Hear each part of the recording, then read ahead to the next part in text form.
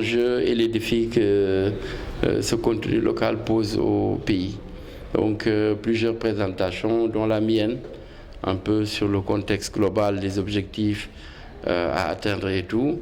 Ensuite, on a eu un exposé de Bachir Camara, Bachir Fofana, pardon, sur un peu l'historique du pétrole au Sénégal et un peu dans le monde. Et puis également certaines clarifications par rapport à certaines questions d'actualité. Et en ce moment, Djibril Dia, qui est un assureur, qui est en train de nous parler des enjeux du contenu local dans le domaine des assurances. Donc le club organise souvent ces jeudis, on les appelle les jeudis du club, pour agiter des questions d'intérêt national, convier donc des experts, mais aussi une assistance avisée pour pouvoir discuter de ces questions-là, dégager des pistes de réflexion pour les mettre à la disposition des autorités. Oui, tout à fait. Moi, ce dont j'ai parlé aujourd'hui, j'ai essayé un peu de décortiquer la loi sur le contenu local, qui, en gros, vise à retenir dans le pays une fraction de la plus-value générée par l'industrie pétrolière et gazière. Et pour ce faire, nous avons besoin d'un cadre législatif réglementaire qui est presque terminé, puisque ces 2 derniers jours, sous la férule du ministère du pétrole et des énergies et du COS-Pétrogaz également, les décrets d'application de la loi sur le contenu local sont en train d'être confectionnés.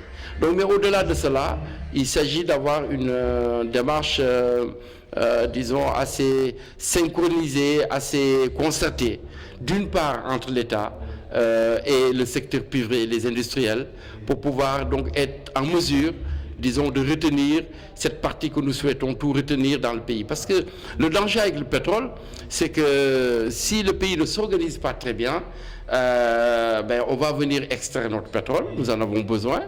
Le pétrole va être vendu et l'État prélèvera sa part après que les exploitants aient enlevé le cost oil, mais ça reste là. Donc le contenu local amène l'autre dimension qui consiste dans l'activité même pétrolière à impliquer des entreprises locales qui vont par ce biais-là capter une autre partie donc de la valeur ajoutée. Je peux donner plusieurs exemples.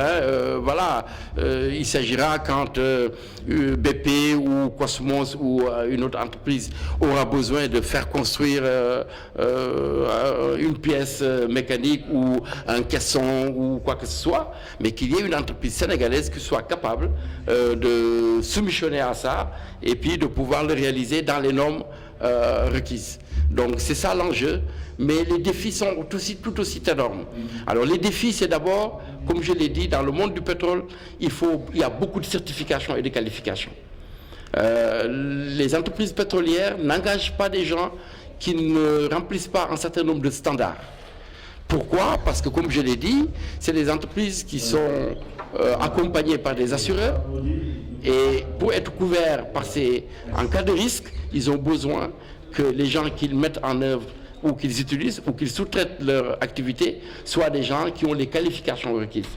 Donc nous avons un travail à faire pour d'abord connaître l'état de notre industrie, dans quel état est notre industrie, qu'est-ce que nous savons faire, qu'est-ce que nous ne savons pas faire, faire donc un audit complet et puis ensuite voir les parties où la valeur ajoutée est la plus importante, puisqu'il y a dans les chaînes de valeur beaucoup d'activités, mais qui ne sont pas tout aussi lucratives les unes que les autres. Il y a des activités qui sont extrêmement lucratives. Si on n'a pas d'entreprise dans ces domaines-là, on peut se battre pour avoir des champions dans ces domaines-là. Mais globalement, il s'agira d'accompagner le secteur privé, l'industrie nationale, à se mettre sur les starting blocks, à se préqualifier et puis ensuite à pouvoir maîtriser les procédures pour effectivement capter la commande donc issue de l'industrie pétrolière et gazière.